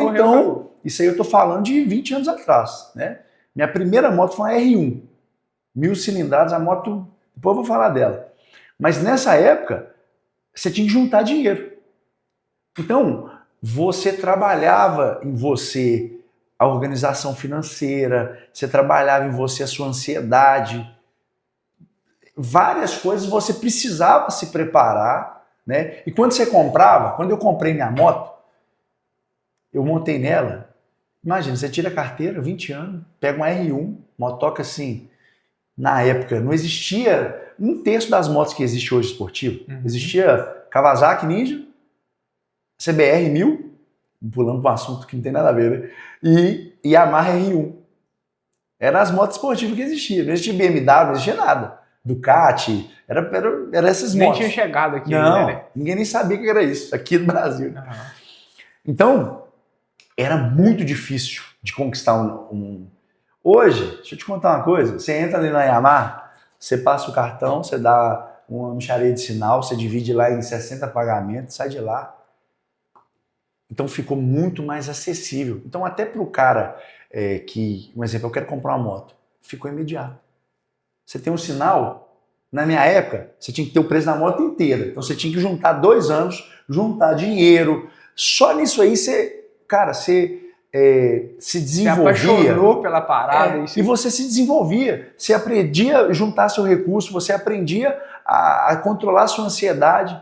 Você curtia muito mais a sensação de não ver as motos. Admirável do outro, como isso, é que é. A minha tá chegando, eu tô com 30 mil, eu tô com 40. Então, hoje não tem isso. Quando você conquistava seu objetivo, quando você pegava, comprei a moto, meu irmão. Você não queria saber de mais ninguém. Não. Esse aqui é o meu. Hoje os caras, você compra um carro, daqui 3 meses, você quer comprar outro carro. Você não curte nem o seu carro. Real. Entendeu?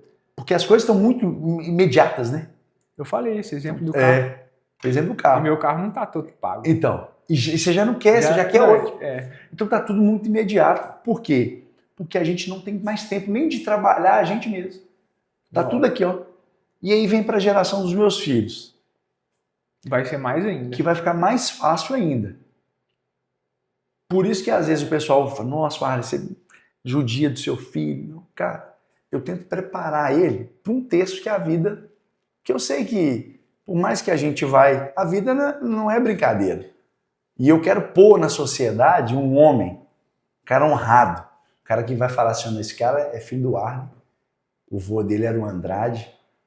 São os caras assim que, né, história digna de ser contada. A gente fala muito isso no Legendário. Um exemplo, uma referência positiva do que você deixou. Porque no fundo, fica o que a gente deixa na terra. Da hora que chegar a minha vez, vai ficar o fruto que eu deixei, são os meus filhos. E eu quero que eles tenham, né, essa visão mesmo de ser homem, de ser honrado, de assumir o seu papel, né? Assumir o seu papel de macho mesmo. Não é sendo machista, né? Assumir seu papel de macho não é ser machista. Hoje a gente tem que ter cuidado com o que a gente fala, porque, né, uma coisa pode soar diferente. Mas... E aí, assim, o meu papel com os meus filhos hoje é deixar difícil. Tudo que eu puder fazer para deixar mais difícil para ele, eu vou fazer. Intencionalmente, para eles criarem a casca. Isso. Para eles criarem a mentalidade e quando tiver fácil, o resultado para eles ser 4, 5 vezes, 20, 10 vezes mais. E aquela coisa. Maravilhoso. Hoje o mal do século, depressão. Né? Vamos falar aí de uma doença silenciosa, todo mundo é acometido. O brasileiro acho que o Brasil acho que está na escala do... Está dentre os 5 países. Então, outra coisa, ansiedade. Ninguém quer viver o presente. Todo mundo só quer viver o futuro. O passado você já largou. Você não olha mais para ele para aprender nenhuma lição. Por isso que hoje as crianças elas estão sendo construídas assim, no presente, olhando para o futuro. Lançou um iPhone 17. Mas já saiu 18, eu quero 18. O carro que seu pai comprou agora, não, o pai já lançou esse ali, ó. Tem escada. Então, elas não vivem mais o presente. Então, isso é um perigo da nossa geração, dessa geração, né? Do meu filho, dos meus filhos. Eles não vivem o presente. Eu vivi o presente. Viver o presente é o quê? É um carrinho de rolimã agora. Meu Deus, vai acabar esse carrinho de rolimã. Enquanto ele não soltar as 4 rodas, é ele. Eu vou desbravar o planeta com ele. Hoje as crianças elas não vivem isso. Você pode dar um iPhone 16 para ela hoje, lançou o iPhone 17 amanhã, para ela não serve mais. Esse é o grande, né? E aí deixam os adultos sendo criados assim, eles são adultos sem inteligência emocional, capacidade de se controlar. Hoje, o que eu mais vejo são as pessoas sem autocontrole. Elas não têm controle para poder sentar e discutir um problema. Não tem controle. Né? Eu trabalho com imóveis, eu trabalho com as famílias sendo dissolvidas, várias coisas acontecendo, e uma reunião simples onde se tem um problema, a gente não consegue sentar e conversar porque as pessoas não têm um controle. Um não consegue conversar com o outro. Muito por conta desse imediatismo, desse viver lá na frente. Comparação o tempo inteiro. Legal isso que você falou. Então, o seu, vamos dizer, o seu vale ali era o desejo de, vencer, tipo assim, sair da pobreza. E não sair da pobreza porque eu tô vendo a vida do fulano de tal rico. Não, porque eu quero mesmo. Condição melhor. Não comparação, mas interno. Eu quero isso pra mim. Cara, eu vi meu pai trabalhando igual maluco. Todo dia. Eu não consigo faltar ao trabalho. Acho que eu nunca faltei ao trabalho. Olha pra você ver, tem 19 anos que eu trabalho como corretor. Faltar ao trabalho. Aqui em Belo Horizonte, falar, não vou trabalhar hoje. Eu tô pensando aqui para ver se eu não falo bobeira, mas eu não consigo me recordar um dia que eu falei assim, não vou trabalhar hoje não. Eu não consigo me recordar. Uau. Nem dias que eu machuco, nada. Dias que eu dou treino, exausto, às vezes vou para o legendário, chego no dia cansado. Eu não consigo ter um dia que eu falo, não, hoje eu não vou trabalhar, vou ficar em casa, vou lá para Robucho. Não consigo lembrar. Porque a referência que eu tenho de trabalho é a do meu pai. Pesada. Então, o mundo hoje perdeu-se as referências também, né? Tem boas referências. O que você quer ser? Eu, na minha infância, eu queria ser, Power Rangers. Todo o meu treinamento, ele começou para me ser um Power Ranger. Tô falando sério, do fundo do coração. Eu sei. Aí depois você vê um Karate Kid. Tudo. Você é lutador. Eu lutador. Luta. Acrobacia. Meu primeiro mortal, eu viro mortal desde 8 anos. Depois eu vou virar um aqui pra vocês verem. Desde 8 anos eu viro mortal. Por quê? Quando eu assisti o desenho, eu vi, cara, aqueles Power Rangers virando aqueles mortal. Pra você Power Ranger? Eu falei, o quê? É mortal. A primeira coisa que eu preciso aprender. Mortal. Com 8, 9 anos já virava mortal igual um... Então, a gente tinha boas referências, né? Bons filmes, bons heróis. Você crescia querendo ser herói de alguma coisa, salvar alguém, né? Hoje, a criançada não tem referência nenhuma. A do meu filho sou eu. Eu não deixo ele ter outra referência. Não. Não deixo. A referência dele, ou então tem que ser uma referência minha. Sabe o que eu faço com os meus filhos? Todos os desenhos que eu assistia, os meus filhos têm que assistir e gostar. Não é só assistir, é assistir e gostar. Então, por quê? Porque muita coisa, valores, muita coisa, os desenhos de hoje não tem mais nada disso. Então não, Cavaleiro do Zodíaco, vem cá, coloca. E hoje pra você colocar um menino, né, de 7, 8 anos para assistir um desenho assim e achar graça, né? Num tempo que a tecnologia está explodindo. Um corte lento. Isso, aquele desenho todo quadradinho. E eu sempre falo, filho, aqui ó, você vai aprender a forjar o seu caráter. Isso aqui não é um desenho, não, isso aqui é uma aula. Você vai assistir tudo. E eu vou assistir com você. E eu vou contar, e eu vou lembrar, e eu vou contando quando eu chegava da aula, e eu já saía correndo, deixava a mochila para assistir esse capítulo. Então, e isso vai fazendo vai fazendo ele despertar aquilo ali que a gente precisa. Que a juventude hoje dificilmente tem. Eu falei que o cara era pai, né? Isso é um pai, velho. Eu faço bem assim. E eu falo para todo mundo ver, porque é verdade mesmo, do fundo do coração e tudo. Foi um pouquinho assim com você? Seu pai, tipo, teve esse... Por mais que ele talvez não foi tão... Ele trabalhou muito, mas você sentiu esse cuidado ou vem de uma coisa assim, eu vejo que faltou esse cuidado e eu quero... Meu pai, pensa num cara assim que foi extremamente cuidadoso a vida inteira com a gente. Cuidadoso. Cuidadoso é uma coisa. E ser presente assim no físico é outra, totalmente diferente, né? Então, um exemplo, eu não tenho lembranças com o meu pai, igual o meu filho, com um mês aqui, eu já fui pro parque 10 vezes, eu ando de skate com ele, né? Bicicleta. Meu pai não teve tempo para isso. Era muita ralação, muita dificuldade, então alguém tinha que estar na frente para trazer o recurso, né? Para prover. Só que ele sempre mostrou isso pra gente. Então a gente sempre valorizou.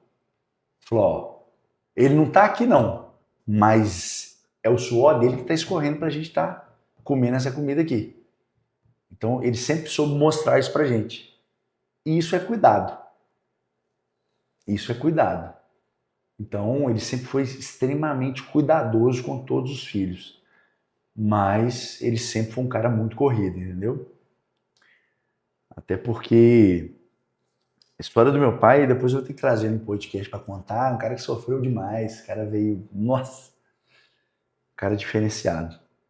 E aí eu olho sempre pro meu pai, eu olho sempre pela vida, né, que a gente teve e por tudo que a gente viveu, e eu sempre penso assim, ó, para lá eu não volto. Hoje as minhas ações, qualquer coisa que eu vou fazer, eu sempre penso assim, ó, tem chance de eu voltar para lá? Para lá eu digo no passado, onde a gente não tinha, né? Recurso era escasso. Qualquer coisa que eu vou fazer, eu falo, será que isso aí tem chance de me... Então eu tô fora. Porque eu determinei isso na minha vida. Não volto. Só se Deus quiser. Se Deus quiser, não tem jeito, né? Aí a gente recomeça, não tem problema nenhum. Mas por más escolhas, por que para subir o Everest você tem que ficar subindo e descendo? Porque o lugar que você tem que te ensina mais lições é quando você está, desculpa a expressão da palavra, né? Numa situação difícil, bem fodido, vamos falar numa palavra mais... Quer avançar na vida, avançar. Ó, o sucesso não te prepara. Esquece. Se você tiver só sucesso, vai com cuidado. Porque o que te prepara mesmo, o que engrossa seu caldo, para a hora que Deus te entregar uma promessa, e você começar a viver uma promessa de Deus, é você ter consciência do que é estar no outro lado da moeda. E aí, ó, eu tenho esse alerta. Falou, quê? Não, para lá eu não volto. Então, eu vou no sapatinho. Eu não quero é voltar para trás. Eu posso ir devagar. Eu não quero é voltar. Maravilhoso. Entendeu? Devagarzinho não tem problema. Agora voltar que eu não quero. Maravilhoso. E aí... Quando você olha para negócios, quando a gente olha para negócios, qual que foi a principal dor que você decidiu resolver, né? Por exemplo, você vende imóveis para o mundo, para uma sociedade, e de onde que saiu essa ideia, o pensamento? Você falou um pouco ali sobre que você não vende imóveis. De onde que vem essa transformação? Isso já vem do seu pai ou você começou a perceber isso de fora? Como é que foi essa construção aí? Então, meu pai é um cara que sempre foi muito cuidadoso com os negócios dele. Até porque quando você tem pouco recurso, você não pode errar. Então a gente sempre parte por essa premissa. Quando você vem do pouco, quanto menos você erra, melhor é. Quando você tem muito recurso, cara, você pode fazer qualquer coisa errada. E agora a gente sempre teve esse lema, a gente não pode errar. Por quê? Antigamente o recurso não dava, se tivesse um erro, azedava tudo. Então a gente sempre fez tudo com muita cautela, com muito cuidado, com muita atenção, justamente para não ter esse risco. E outra coisa que eu deixo assim muito claro para todo mundo que trabalha comigo também, né, em todas as minhas reuniões, e eu aprendi muito com meu pai, a situação que a gente está, ela não nos define. Isso a gente precisa usar o tempo inteiro. Por quê? Se toda situação que você tiver te definir e você agir de uma maneira diferente, você nunca vai conseguir construir sua personalidade. Quer dizer o quê? Ah, eu estou vendendo esse celular aqui. Esse celular aqui eu estou vendendo, ele pode me dar 100 mil reais de comissão. Nossa, eu comecei já a fazer totalmente diferente, porque como vai me dar 100 mil? Ah, então isso aqui, ó, é melhor a gente não falar isso aqui não, porque é 100 mil reais. Se eu falar isso aqui, pode ser que a pessoa não queira comprar. Sabe? A situação ela não pode te definir. Então, qualquer negócio que eu faço, eu não olho para o dinheiro, eu olho para o negócio. Não quer dizer que eu não queiro dinheiro, não tem nada a ver, mas eu não olho para o dinheiro. Porque, às vezes, se você olhar para o dinheiro, você começa a se colocar em situações que é de risco. Ah, não, se eu mostrar esse documento aqui, ele pode querer não fazer, eu vou perder 100 mil. Não, eu não olho para o dinheiro. O meu comportamento, ele é, e a minha conduta, ela é reta. Ela não varia de acordo com o que eu vou ganhar, a vantagem que eu vou ter, ou se eu tô... Não, eu faço o meu padrão de negociação, ele é visando o negócio. E eu acho que isso é o X da questão para a pessoa que compra algo com você ter segurança de que está comprando com uma pessoa que é honesta, que não está visando só o bolso. Sempre que a pessoa, e é o que eu mais vejo hoje, a pessoa ela só olha para o negócio, ela só quer saber de quanto que ela ganha, né? Ela não olha para a questão em si, ela só olha para o recurso. E aí cada negociação ela faz diferente. Ah, umas ela tira a certidão, outras ela não tira. Se é um imóvel mais barato, não. Se é R$1.500, pode mandar pagar sem tirar a certidão, um exemplo. Uhum. Então, eu não negocio. Eu tenho uma tratativa para todos os negócios, justamente porque a gente criou essa conduta lá atrás, de não poder errar. Né? Então... Esse é o problema, por exemplo, que se você decidiu resolver. Tipo assim, uma coisa certa. Eu faço o que é certo. E assim, e não negociar. Sempre que você negocia com as situações, você vai sempre seguir para lados que te convê. Você sai de um papel de intermediador. Vou dar um exemplo. Como corretor, eu sou um intermediador. Eu não sou proprietário. Uhum. Então, o meu papel ele é ser neutro. Eu não posso tendenciar porque eu estou recebendo a comissão do comprador, do vendedor. Então, eu preciso ser neutro. A maioria do meu mercado, ele pensa no pagador. E não pode ser assim. A gente precisa, para ser justo, para tentar fazer uma negociação mais justa, né? A gente precisa tentar ser o mais neutro possível. Uhum. Se você olha só para o dinheiro, você não é neutro. Né? Você está indo só para o lado que vai te beneficiar. Comprador. E aí, às vezes, né, você destrói ali Enfim, é muito sério. A corretagem, ela é... Hoje eu vejo algumas coisas, e como a nossa empresa tem muitos anos, e hoje, assim, virar corretor, para alguns, é gravar no TikTok 10 casas, no Instagram, estou vendendo 10 casas, colocar 5 placas. E o problema da corretagem, ela não é quando ela dá bem, quando dá tudo certo. problema dela é quando dá ruim. Quando você tem um problema judicial, que você vendeu um imóvel de 2 milhões, 3 milhões, 4 milhões e você é responsável. A empresa é responsável. Quer dizer o quê? Eu vou te dar um exemplo. Eu vou comprar um carro de luxo. Uhum. Eu só compro numa loja. Eu não compro de terceiro. Por quê? Porque se eu tiver algum problema, eu quero que eu tenha como ser assessorado. Sim. Se eu compro de uma pessoa, esquece. Meu irmão, eu vou dar um exemplo. Eu intimo aonde? Você comprou o risco. Eu mando intimar aonde? Então, o imóvel é muito sério. Muito sério. Por isso que hoje o que a gente mais recebe é vendas mal feitas por profissionais que não têm nem endereço. 3 meses de corretagem especialista. Especialista. Né? Ali blazer, na Chica, um blazer e tal, um relógio, especialista, pega 20 casas ali e aí deu ruim. Deixa eu te contar um negócio, não tem nem onde notificar. E se tiver onde notificar, o cara não tem estrutura nenhuma para poder, se tiver um prejuízo, assumir o risco. Eu não faço negócio, porque é sério por conta disso. Você não está comprando uma calça jeans. Sim. Né? Então, enfim. Esse é o problema que você resolve. Uma coisa séria do mercado leva a vida do cara como um sonho, a compra do cara como um sonho, a venda de um imóvel como também um próximo sonho a ser conquistado ou uma perda que o cara está tendo por alguma má decisão e você é um intermediador sério entre eles. E olha para você ver, hoje ninguém vende imóvel para comprar carro, viajar.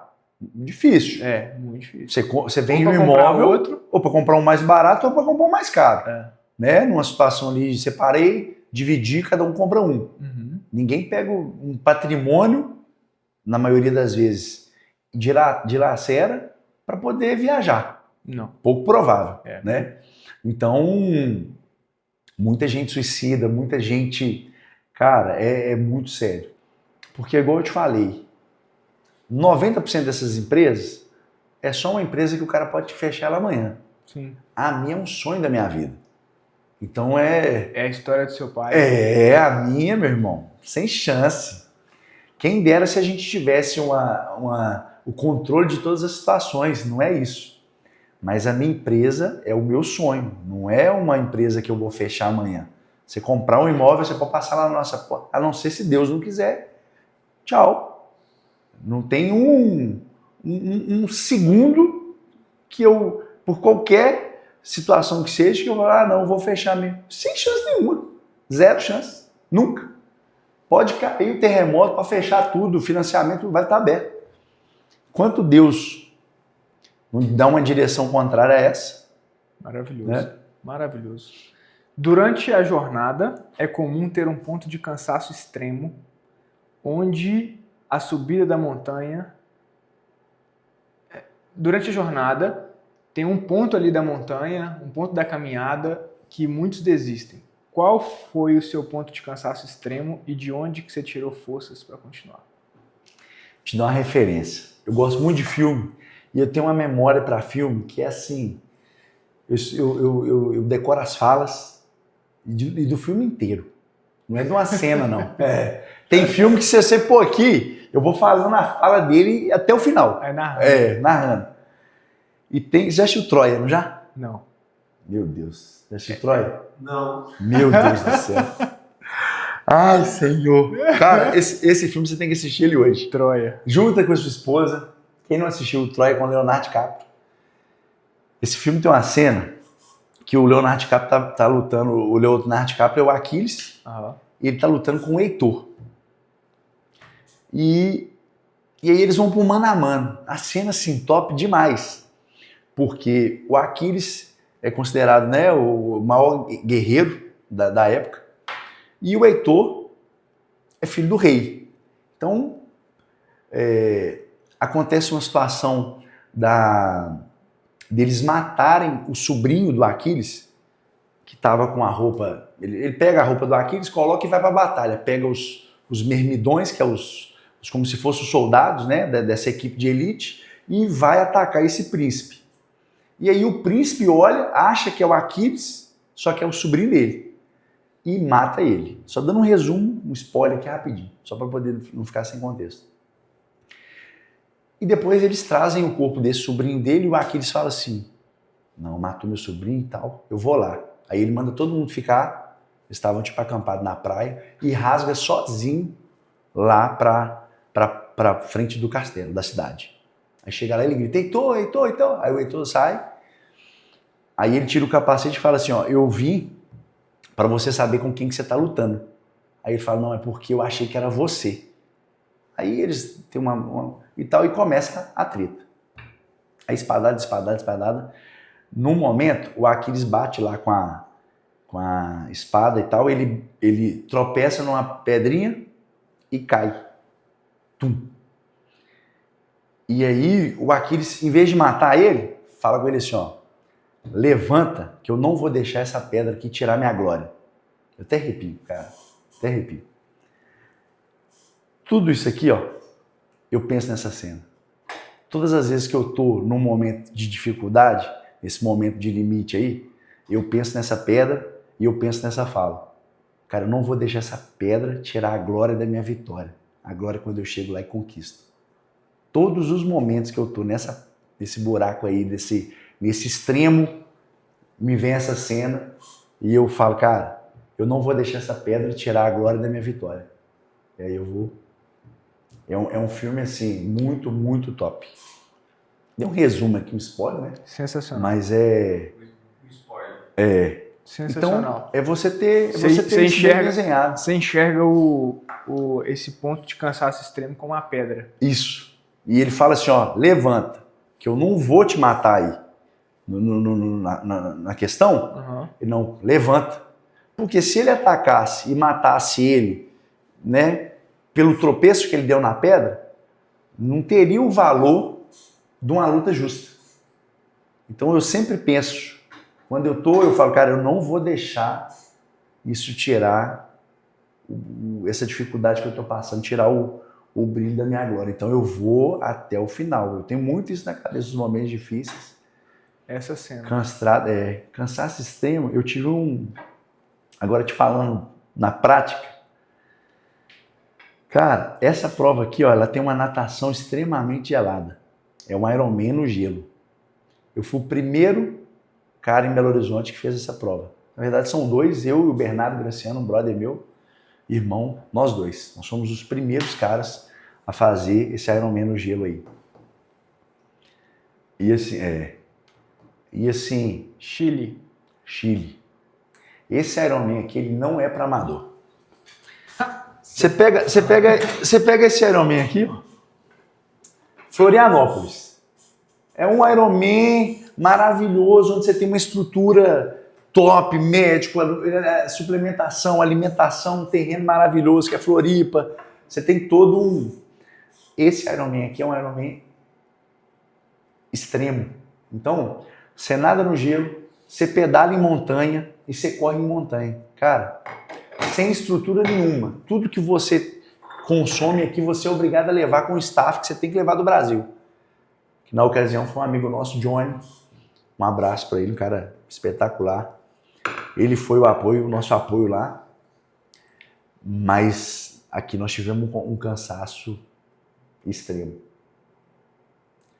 Que se a gente não repete isso 1000 vezes... Não vou deixar essa pedra. Você fica no caminho. Uau, eu vou assistir o filme. Assiste que é legal demais. É um dos meus filmes favoritos. Deixa eu dar uma breve pausa aqui. Esse podcast está acontecendo por conta da Facility. É um dos patrocinadores do podcast.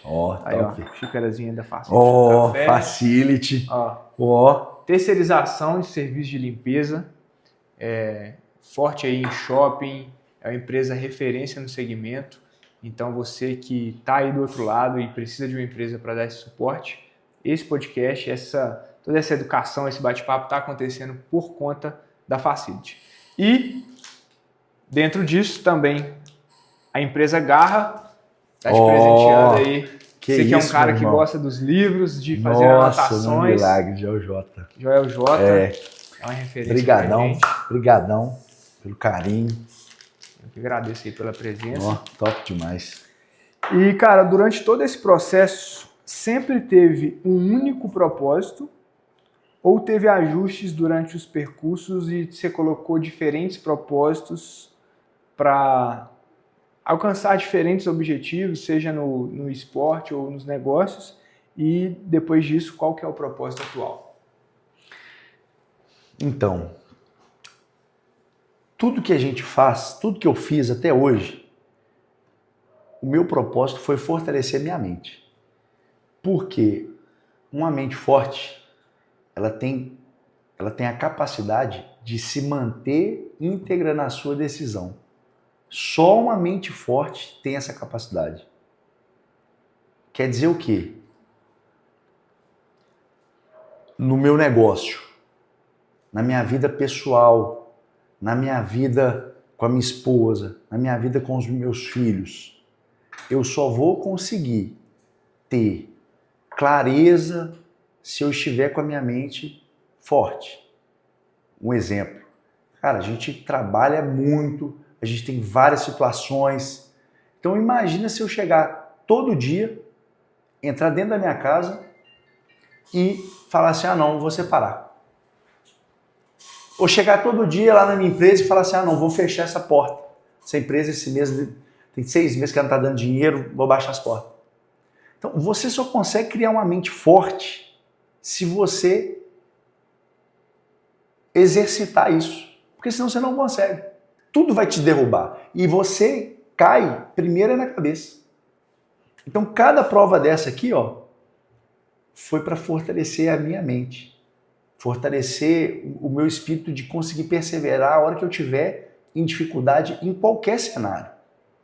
Porque isso aqui, me dá uma prova no físico, mas por que eu gosto de prova extrema? Porque extrema é no mental. E o que eu aprendo aqui, eu aplico na minha vida. Toda prova dessa aqui, ela me deixou mais inabalável, vou falar dessa forma. O que é inabalável? Meu irmão, com o mercado ruim, eu vou fazer a coisa acontecer. Com um colaborador que não se dedica, eu vou fazer a coisa acontecer.